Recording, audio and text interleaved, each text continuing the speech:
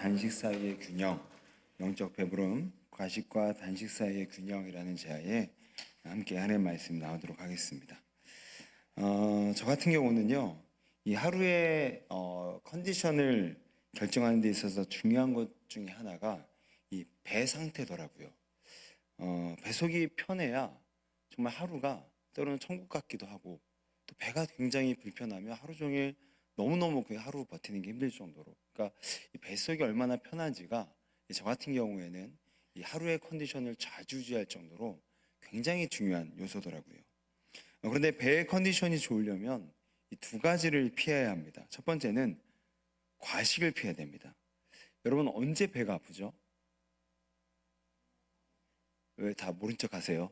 먼저 다 많이 드시고 오셨잖아요. 엄청나게 먹었을 때, 이 과식할 때 배가 아픕니다. 여러분, 그 영어로 이제 우리가 sad라는 말이 있는데, 뭐 그래서 sad movie, 뭐 sad 드라마, 이게 sad가 이제 슬프다라는 뜻이잖아요. 그래서 슬픈 영화, 슬픈 드라마 할 때 뭐 sad movie, 뭐 sad 뭐 드라마 이런 식으로 sad라는 말을 이제 슬프다라는 말을 쓰는데, 이 sad라는 게 원래 라틴어로 어떤 뜻인지 아세요? 과식하다라는 뜻입니다. 그러니까 많이 먹고 과다 섭취하면 슬픈 감정이 든다라는 거예요. 그런가 하면 두 번째로 이 배 상태가 좋으려면 피해야 될 게 뭐냐면 단식입니다. 여러분, 잘 안 먹으면 어떻게 되죠? 잘 안 드시면요, 배가 고픕니다. 그러니까 많이 드시면 배가 아프고요, 많이 안 먹으면 배가 고파집니다. 그럼 배가 고파지면 어떻게 되죠? 맞습니다. 화가 납니다. 굉장히 예민해져요. 그래서 제가 언젠가 한 청년과 교제를 하면서 대화를 하는데, 이 청년이 이런 말을 하는 거예요. 목사님, 저는 여자친구 이제 만나러 딱 나갔다가 여자친구 얼굴이 예민해지면 저는 바로 식당부터 가요. 그래서 먼저 뭐죠? 먹여놓는다는 겁니다. 먹여놓으면 스스로 감정이 풀린대요. 그래서 싸움이 덜하다랍니다. 그만큼 배가 고프면 예민해지고 분노가 나고 짜증나고 화가 납니다. 그러니까 이 배고픔은요, 우리의 삶의 질과 우리의 어떤 영적인 면, 내적인 면들을 굉장히 흔들어댄다는 거죠. 이렇게 과식과 단식을 피해야 우리 삶의 좋은 컨디션이 유지가 될 수 있는데, 이건 영적으로도 마찬가지입니다. 영적으로도 이 과식과 영적인 단식을 피해야 우리는 만족된 인생을 살 수 있다는 거죠. 영적으로 과식을 한다는 건 뭘 의미할까요? 바로 많은 우상을 섬기는 겁니다. 오직 예수님이 주신 은혜만을 먹고 살면 오늘 마가복음 6장 42절의 말씀처럼 다 배부르더라, 만족된 인생을 살아갈 수 있는데, 예수님이 주신 것 이외에 그것도 먹지만 그 외에 이런 우상 저런 우상 이런 것들을 다 이 우상 저 우상 쫓아다니며 과다 섭취하게 되니까 영적 배탈이 나버린다는 거죠. 또한 반면에 영적으로 단식한다는 건 뭘 의미하죠? 예수님의 은혜를 아예 공급받지 못하는 겁니다. 분명히 교회 안에 있어요. 분명히 예배를 나옵니다. 분명히 봉사의 자리에 있습니다. 분명히 직분을 받았어요. 분명히 눈에 띕니다. 왕성한 활동을 하는 것 같아요. 그런데 은혜를 공급받지 못하니까 영적 기아가 되더라는 거예요. 그리고 배가 고프니까 늘 성이 나 있습니다. 그래서 조금만 건드려도 이렇게 바로바로 이 내면에 이런 분노가 나올 정도로, 이렇게 영적 기아들은, 영적 배고픈 자들은 항상 충돌의 우려가 있다라는 거죠. 여러분, 그러므로 오늘 진정한 배부름은요, 이 너무 과다 섭취해서 영적인 배탈이 나는 이 과식, 그리고 너무 은혜를 공급받지 못해서 영적인 기아가 되는 이 영적인 단식, 이 과식과 단식 사이에 이 균형의 정점, 바로 영적 배부름이 있을 때 우리는 진정한 만족된 인생을 살 수 있다는 거예요. 오늘 본문 우리가 딱 한 구절을 읽어주셨는데요, 42절 말씀, 다 배불리 먹고. 이 한마디에 그 5천 명이 넘는 사람들의 그 만족스러운 상태가 너무 기가 막히게 표현이 되는 거죠. 다 배불리 먹고. 너무 많이 과다 섭취하고 우상을 과다 섭취해서 영적인 배탈이 난 상태도 아니고, 너무 못 먹어서 쫄쫄 굶어서 이런 영적인 어떤 예민함과 그런 성이 나 있는 그런 상태가 아니라, 다 배불리 먹는 영적 최고의 만족도를 누리는 상태, 바로 이때가 오병이어의 사건의 핵심이었다는 겁니다. 그래서 오늘 이 본문을 통해서 어떻게 해야 우리가 이 영적인 과식과 또한 영적인 단식을 피해서 어떻게 해야 이렇게 영적으로 배부르고 만족된 삶을 살 수 있을지 함께 본문을 살펴보실 때에 우리도 오늘 이 다 배불리 먹고가 이 말씀이 나의 말씀이 되고 나의 실제가 되는 그런 은혜가 있으시기를 주의 이름으로 축원드립니다. 이 첫 번째는 피해야 될 것 첫 번째는 바로 영적 과식을 피해야 된다는 거예요. 오늘 이 6장 42절의 말씀은 이 오병이어 사건의 중심에 있는 말씀이지만 그 오병이어 사건에 6장에서 오병이어 사건이 있기 전에 마가복음 6장에는 그 앞에 두 가지 사건이 소개가 됩니다. 이 두 가지 사건은요, 각각 영적인 과식의 모습과 영적인 단식의 모습을 보여주고 있는데요. 이 두 가지 중에 앞에 나온 사건이 영적 과식의 상태를 잘 보여주고 있습니다. 그 사건은 어떤 사건이냐면 바로 헤롯의 잔치 사건이었어요. 우리 21절 말씀을 눈으로 보시게 되면 마가복음 6장 21절을 눈으로 보시게 되면 헤롯의 어떤 잔치가 열리고 있죠? 헤롯의 어떤 잔치죠? 생일 잔치가 열리고 있습니다. 여러분, 헤롯은요 당시 자기 이복 동생의 아내였던 헤로디아를 연모해서 결혼하게 됩니다. 그런데 그 당시에 선지자 역할을 했던 세례 요한이 이걸 그냥 못 넘어가고 이건 굉장히 비윤리적인 일입니다 라고 건설적인 비판을 하자 그 세례 요한을 지금 옥에 가둔 상태가 이 사건 생일잔치 앞의 배경이에요.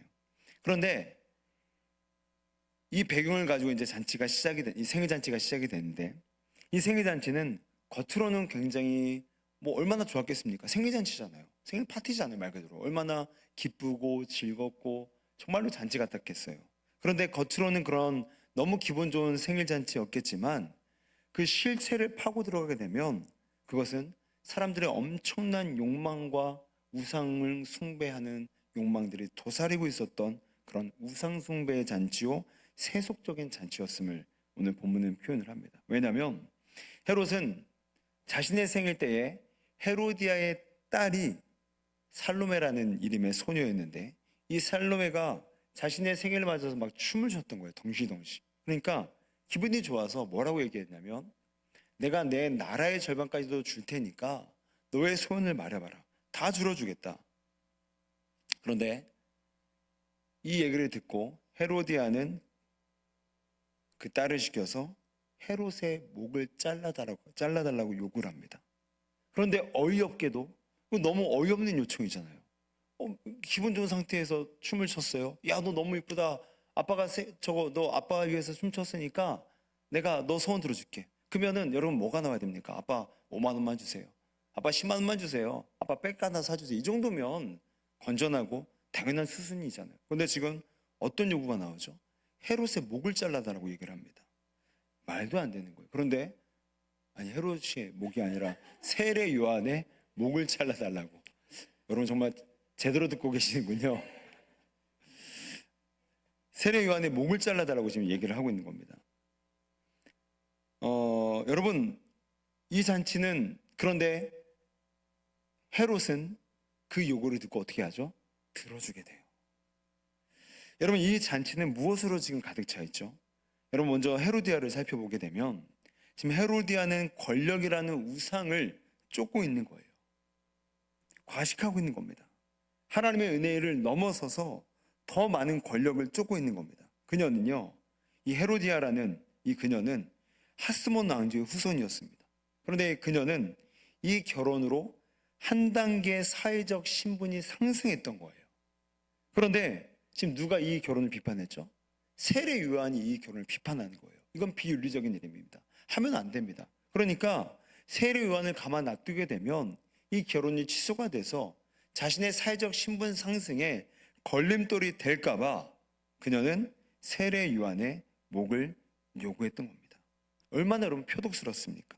어떻게 어린 딸에게 이 성경을 학자들의 좀 의견을 뒤져보니까 이때 당시에 이 딸이 14살, 15살 정도로 추정을 하더라고요. 근데 이 딸에게, 청소년기 딸에게 야, 저 사람 목 좀 잘라달라고 그래. 이게 엄마가 시킬 짓입니까? 근데 더욱이 이때 당시 왕의 잔치 때 춤을 추었던 여자들은 다 창녀였습니다. 무슨 말이죠? 지금 헤로디아라는 엄마는 딸의 순교를 팔아서라도 자신의 정치적인 욕망을 이루기 위해 혈안이 되어 있는 겁니다. 이렇게 권력 우상에 눈이 멀면 사람이 이렇게 망가지게 되는 거죠. 반면에 여러분, 헤롯은 어떻습니까? 헤롯은 지도자예요.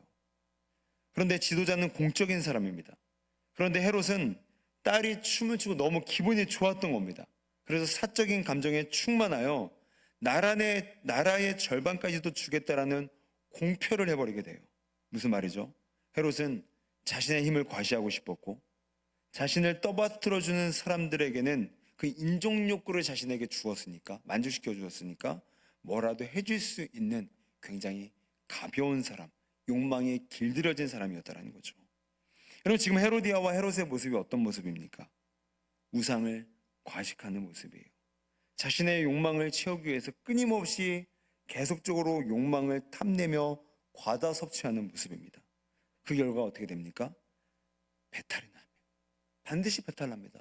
나중에 헤로디아가 어떻게 됩니까? 이제 남편 헤롯을 계속 꼬십니다. 꼬셔서 어떻게 하냐면 자신의 친오빠였던 아그리빠가 더 높은 지위에 오르자 시기심에 불타서 남편을 부추겨서 없는 사실을 만들어내서 로마 황제에게 자신의 친오빠를 밀고 하게 됩니다. 그런데 그 친오빠에게 오히려 역공을 당해서 그녀는 프랑스로 이제 유배를 당하게 말았습니다. 권력이라는 우상을 과식한 결과 권력을 모두 토해내게 되었고 이국 땅에서 비참하게 죽게 된 것이죠. 그럼 무슨 말입니까? 우리 또한 마찬가지라는 겁니다. 우상을 과식하고 우상을 과다 섭취하면 그것은 잠깐의 만족을 우리에게 주는데 반드시 과다 섭취한 것은 어떻게 된다고요? 반드시 배탈이 반드시 나게 되어 있어요. 여러분, 우리 또한 마찬가지죠. 우리 또한 수많은 우상들의 유혹을 받습니다.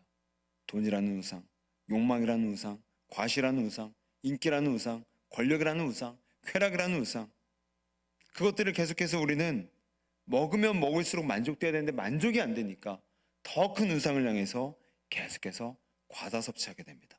과다 섭취하게 되니까 어떻게 됩니까? 계속해서 배가 아프고 배탈이 나는 거죠. 그렇다면 대안이 무엇입니까? 바로 오늘 본문의 6장 42절의 말씀처럼 오직 예수 그리스도만 먹어야 됩니다. 오직 예수님이 주시는 은혜만을 먹어야 됩니다. 오늘 오병이어가 뭐예요? 오병이어가 뭡니까? 물고기와 떡이잖아요. 이 떡과 물고기는 초대교회 시절 때 바로 예수님을 상징적으로 표현했던 대상입니다. 그러니 오병이어를 먹었다는 것은 무엇만 먹었다? 오직 예수님의 은혜만을 먹었다는 거예요. 이들은 과식하지 않았습니다. 예수님만을 먹고 또 만족하지 않아서 또 다른 우상을 찾아다니며 과다 섭취 않았다라는 거예요. 그러나 오히려 이들은 오직 예수님만 먹음으로 어떻게 되었다고요? 다 배불러지더라. 다 배불러지더라. 예전에 우리 과거 시인과 촌장의 가수였던 하덕규 씨는 이제 하덕규 목사님이 되셨는데, 이분은 이제 가수 생활을 하고 신앙 생활을 시작하면서 자신의 내면 속에 수많은 우상들이 있는 것들을 감지해서 날마다 괴로운 삶을 살았습니다. 돈도 많이 벌고 명예도 있죠. 인기 탑스타였죠. 근데 만족이 안 되니까 오히려 배가 늘 아프고 배탈이 나는, 늘 자신의 내면 가운데 평안이 없는 그런 인생을 살았어요. 그래서 하루는 가시나무 넝쿨 가운데 피 흘리고 계신 예수님의 형상이 이 하덕규 목사님의 머릿속으로 확 하고 지나갑니다. 그러면서 써내렸던 가사가 뭐냐면 내 속엔 내가 너무도 많아. 이 노래 부르면 안 됐나 봐요. 내 속에 내가 너무도 많아. 당신의 쉴 곳 없네. 여러분, 하덕규 씨가 말했던 내 속에 내가 너무 많다는 게 무슨 뜻일까요? 내 속에 오직 예수님으로만 만족하지 못하고 수많은 우상들을 헐떡거리고 수많은 우상들을 과다 섭취하고자 하는 끊임없는 욕망의 내가 너무 많다는 거예요. 오직 예수님만 먹음으로써 다 배불러 줄 수가 있는데 도리어 수많은 우상들을 쫓고 쫓느라 내 속엔 내가 너무도 많아. 그 결과가 무엇이죠?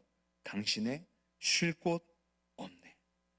그 내면 안에 우상 공장처럼 우상이 가득하니까 하나님이 계실 수가 없는 거였어요.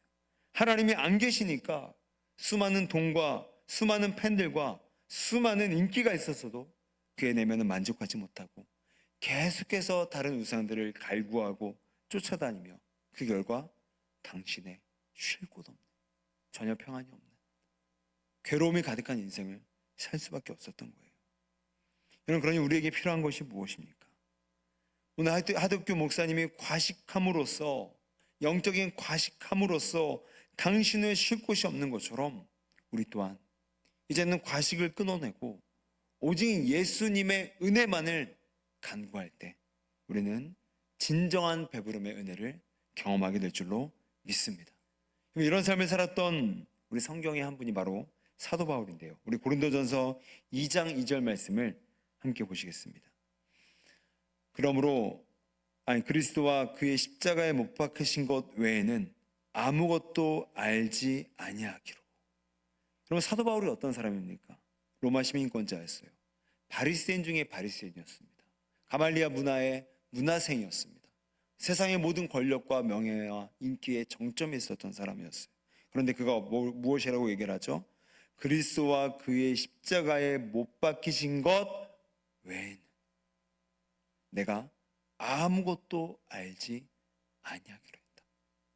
오직 은혜만을 알고, 오직 은혜만을 바라보고, 오직 은혜만을 몰입하고, 오직 하나님께만 내 인생을 의탁하고, 오직 하나님만을 울부짖으며, 오직 하나님께만 내 인생의 해답을 구할 때 구하는 사도 바울의 삶이 된다라는 거예요. 하덕규 씨는 이 가시나무 곡을 완성한 이후에 완전히 삶의 변화가 되었습니다.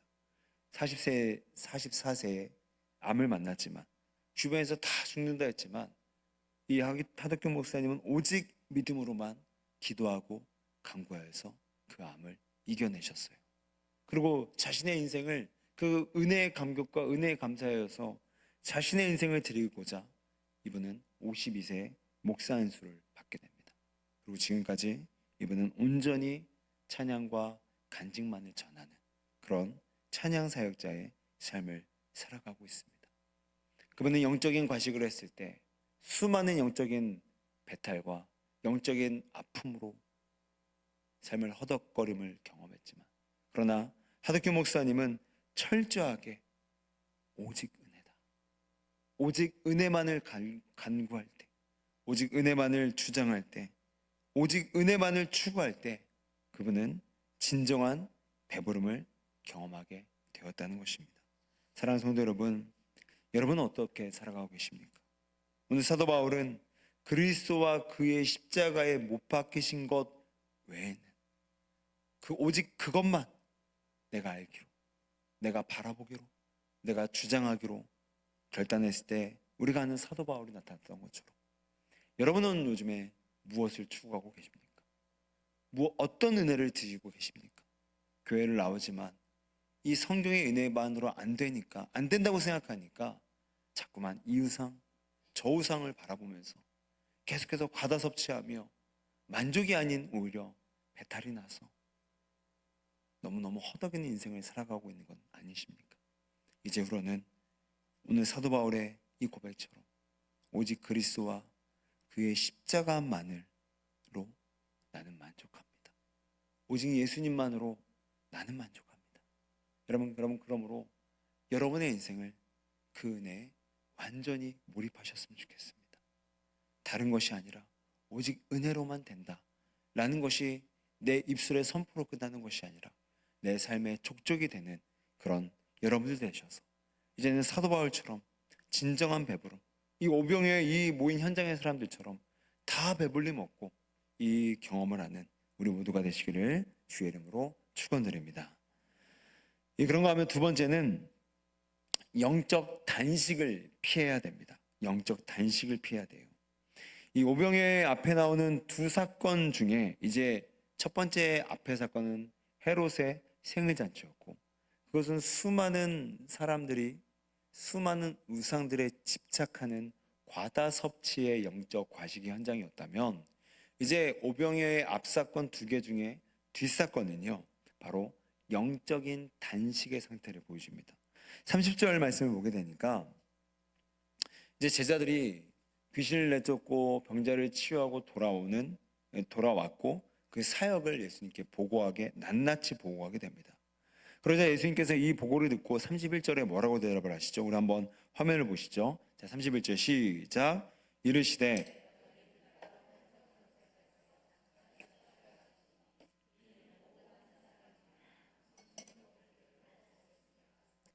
여러분, 제자들은 지금 사역을 해내느라 온 진액을 다 쏟아내고 돌아왔습니다. 그러니 이들은 영혼과 내면이 심하게 굶주렸던 거예요. 그러니까 예수님께서 뭐라고 하시죠? 너희는 한적한 곳에 가서 잠깐 쉬어라. 이는 오고 가는 사람이 많아 음식 먹을 겨를도 없다. 그만큼 너희들의 영적인 배고픔, 사역하느라 많은 걸 쏟아냈으니까 그런 영적인 그런 허덕임, 기아가 있어 보이니까 빨리 이것들을 채워 넣으라는 겁니다. 여러분, 그런데 오늘 제자들이 배고팠던 이 영적인 배고픔을 느꼈던 핵심적인 이유가 뭔지 아세요? 그것은 바로 예수님과 동행하지 못했기 때문입니다. 지금 제자들은 사역을 엄청나게 성공시켰습니다. 그러니까 낱낱이 보고를 했겠죠. 성공했던 내용이 있었으니까 보고를 했겠죠. 그런데 그 사역을 하는 동안 이들은 예수님과 동떨어져서 사역을 하고 있었습니다. 물론 거기에 성과와 성장도 있었어요. 그런데 사역은 잘 되었지만 문제는 예수님과 동행하지 않았기 때문에 이들은 영적인 탈진이 왔고 영적인 번아웃이 와서 이제는 예수님이 그들을 향해서 잠깐 쉬어라, 한적한 곳에 나가라, 음식을 어서 먹으라 라고 재차 권면하고 계셨던 겁니다. 그러니 제자들이 이 영적인 탈진에서 회복하기 위해서 필요한 것은 무엇입니까? 바로 예수님과 동행이라는 겁니다. 예수님과 동행함으로 자신들의 영적인 그런 기아 상태가 다시 한번 채워질 수 있기에 오늘 예수님은 한적한 곳으로 가라. 그 한적한 곳은 바로 오병이어의 현장이었던 거예요. 예수님과의 동행으로, 예수님과 함께함으로 영적인 허덕임을 다시 채워 넣으라는 겁니다. 바로 그때 영적인 배고픔은 끝나고 영적인 배부름이 시작될 수 있다는 거죠. 오늘날 많은 이 땅의 교회의 성도들이 배고픔을 경험합니다. 교회를 나오는데, 예배를 드리는데, 봉사를 하는데 배가 고파요. 왜죠? 많은 이유가 있겠지만 가장 핵심적인 이유는 예수님과 동행이 없기 때문입니다. 봉사도 섬김도 있지만 예수님과 동행이 없기에 채움 없이 소진만 되어 간다는 거죠. 서울여자대학교의 주창인 교수가 쓴 허기사회라는 책이 있습니다. 이 저자는 오늘날 현대인들이 왜 이렇게 허기를 느끼냐, 허기 느끼잖아요. 항상 공허하고 항상 내면이 뭔가 안 채워져 있고 허무하고 왜 이렇게 허기를 느끼냐. 근데 그 이유를 이 교수가 표현하기를 너무 경쟁을 몰두시키는 사회적 정서에 이 허기를 느끼는 핵심적인 원인이 있다고 파악을 합니다. 무슨 말이죠? 그러니까 너무 경쟁이 목적이 되어버렸고 이기는 게 목적이 되어버렸고, 그러니까 어떻게 됩니까? 하루를 불태워 살지 않으면 그냥 그 자체가 실패처럼 느껴지는 거예요. 경쟁에 지고 안 지고를 떠나서 내가 경쟁이라는 무대 위에 뛰어들지 않으면 내 인생은 저 강물에 떠내려가는 인생인 것 같아서 사람들은 할 일이 없어도 일을 만들어내서라도 합니다. 왜요? 그게 경쟁에 몰두하는 사회적 정서가 우리에게 심겨주는 액션, 행동 반응이라는 거죠. 그러니까 일단 불태우고 보는 거예요. 그러니까 사람들이 어떻게 됩니까? 다 그 결과 번아웃이 됩니다. 불태웠으니까, 안에는 걸 끄집어냈으니까 안에는 어떻게 되는 거죠? 없는 거예요. 나의 내면에 받쳐줄 기둥이 다 사라져 버린 거예요. 그러니까 다 불태운 다음엔, 다 내놓은 다음에는 다 번아웃이 되더라. 여러분, 이 책이 우리에게 주는 귀한 통찰이 무엇입니까? 우리가 영적 허기를 느끼는 이유는 열심이 없어서가 아니라는 겁니다. 오히려 너무 열심히 있기 때문에 영적인 허기를 느낀다라는 거예요. 다시 한번 말씀드립니다. 우리가 영적 허기를 느끼는 이유는, 우리가 쉽게 말해서 영적인 배고픔을 느끼는 이유는 우리가 열심히 없어서가 아니라 너무 열심을 내기 때문이라는 거예요. 예수님과 동행할 여유도 없이 그 성과와 그 목표만을 불나방처럼, 마치 불에 뛰어드는 불나방처럼 그것만 바라보고 쫓아가니까, 너무 열심만 있으니까 우리는 이렇게 영적인 배고픔을 경험하게 되더라는 겁니다. 오늘 제자들을 보십시오. 이들은 사역의 성과를 냈습니다. 낱낱이 보고할 정도로 그들은 사역에 큰 열매를 거뒀어요. 그런데 문제는 이들이 성과는 냈지만 이들은 예수님과의 동행이 없었던 거예요. 그러니 성과를 낼 만큼 자신을 소진시켰을 때 이들에게 남겨진 것은 영적인 기약, 영적 허덕임, 영적인 이 허무함. 그래서 오늘 예수님은 너희들이 속히 빨리 저 한적한 곳으로 가라. 그리고 쉬어라. 그리고 그 오병의 현장에서 나를 먹어라. 나와 동행해야 된다.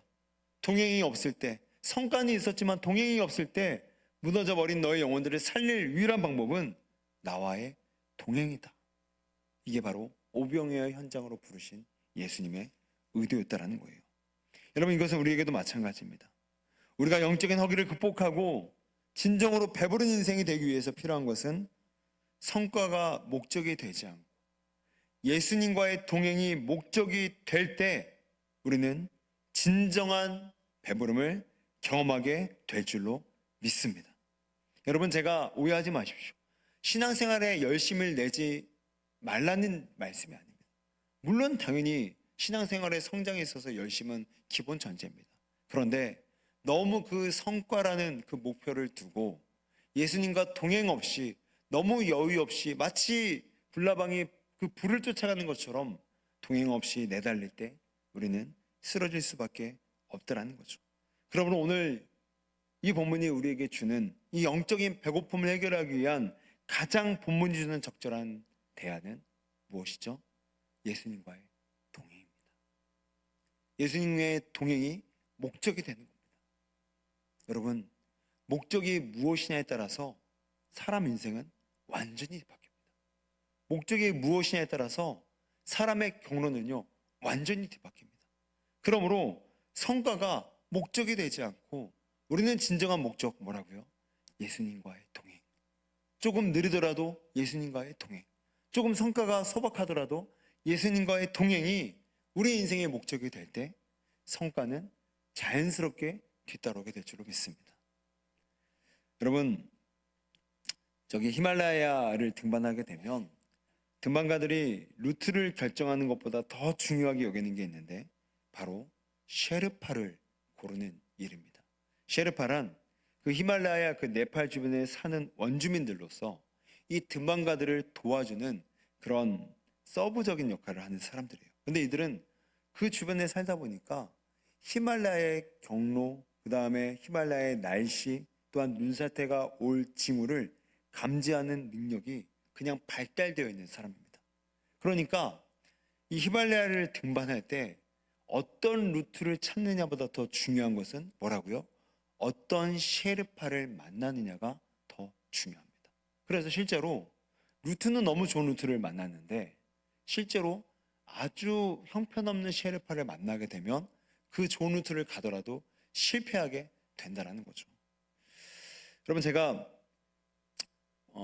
그 관악산, 여러분 다 아시죠? 그 산에 악자가 들어가면은 그게 무슨 뜻이죠? 악한 산이라고요? 악한 산은 아니고요, 험악한 산이거든요. 제가 이제 관악산을 올랐는데 저는 다른 루트는 모르고요. 제가 이제 서울에서 사역했을 때는 저기 신림동 쪽으로 해갖고 관악산을 아마 올라갔고요. 과천 살 때는 또 과천에 또 그 올라가는 루트가 있더라고요. 근데 과천에 있는 루트가 훨씬 쉽다고 합니다. 과천에 있는 루트가. 그래서 저는 한 번씩 다 올라가 봤어요. 근데 저는 이제 산도 잘 모르고 저는 이제 좀 눈이 나빠고 산의 길도 잘 잃어버려요. 그래서 항상 혼자는 안 갑니다. 절대 혼자는 안 가요. 저는 누구랑 항상 꼭 같이 갑니다. 특별히 산을 좋아하는 사람. 그런데 어디가 더 쉬웠다고요? 과천이 훨씬 쉬웠어요. 어디보다요? 신림보다요. 그래서 제가 신림에서 산을 탈 때는, 그러니까 여기로 따지면 이제 히말라야 따지면 셰르파인 거죠. 산을 잘 아는 친구를 한 명 불렀어요. 그런데 그 친구랑 갈 때는 신림 쪽 훨씬 더 험했는데 너무 쉽게 올라가는 거예요. 왜냐하면 그 친구는 너무 지형을 너무너무 잘 알고 그 친구는 저를 잘 알았어요. 그래서 제가 어느 쪽 무릎이 약한지, 어느 쪽 뼈가 약한지, 어느 정도 걸으면 지치는지, 또 뭘 먹으면 힘이 나는지 잘 파악하니까 중간중간에 간식도 주고요. 어느 집에서 쉴지 제 체력을 안배가면서, 그래서 제가 관악산 올라갈 때는 남들은 험하다고 하는데 저는 되게 쉽게 올라갔던 기억이 있어요. 근데 반면에 과천에서 올라갈 때는 되게 쉽다고 하는데 또 똑같이 한 명의 또 친구를 불렀습니다. 산을 좋아했던 친구인데 다른 친구였어요. 근데 이 친구랑 올라갈 때는요, 너무너무 힘든 거예요. 그냥 중간에 내려오고 싶은 거예요. 근데 알고 봤더니 그때 올라갈 때는 정신없어서 몰랐는데 이 친구는 그냥 자기 위주로 올라가는 거예요. 내 체력 안배 안 합니다. 내가 좋아하는 음식 안배 안 해요. 내가 아픈 무릎 안배 안 해요. 지 아픈 것만 안배하고, 지가 좋아하는 것만 안배하고, 지가 싫다만 안배하는 거예요. 그러니까 저랑 안 맞으니까 이게 더 쉽다고 하는데 난 왜 이렇게 힘들지? 알고 봤더니 누구와 동행하느냐가 어떤 루트보다를 결정하는 것보다 더 중요하구나 라는 것들을 두 번의 산행을 통해서 인생을 깨달아 버렸습니다. 사랑하는 성도 여러분, 오늘 예수님은요, 마치 히말라야를 등반하는 그 등반가의 옆에 계시는 셰르파입니다. 근데 우리는요, 이런 예수님이라는 너무나 나를 잘 아시고, 나의 문제점을 잘 아시고, 나의 연약함을 잘 아셔서 채워줄 수 있는 이 영적인 셰르파 예수님과의 동행은 그냥 여기다가 잠깐 묻어놓고 이쪽 길로 가야 더 성과가 좋은지, 저쪽 길로 가야 더 성과가 좋은지, 우리는 성과 중심, 성과 목적의 인생을 살아갈 때가 많다는 겁니다. 그런데 그렇게 돼버리면 어떻죠? 배가 고픕니다. 허덕이는 거예요. 공급이 안 되는 겁니다.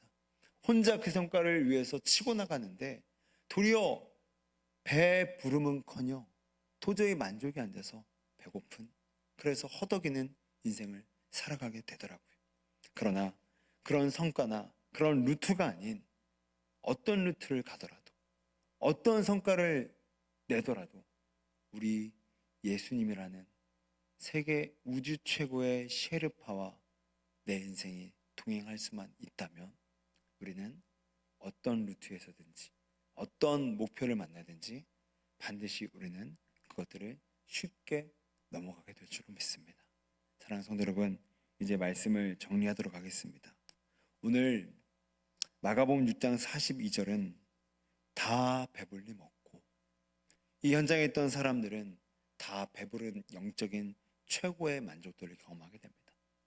여러분, 그러므로 진정한 만족도는 너무 많은 우상들을 쫓아다니느라, 너무 많은 욕망들을 추구하느라 과다 섭취해서 배탈나는 인생도 아니고요.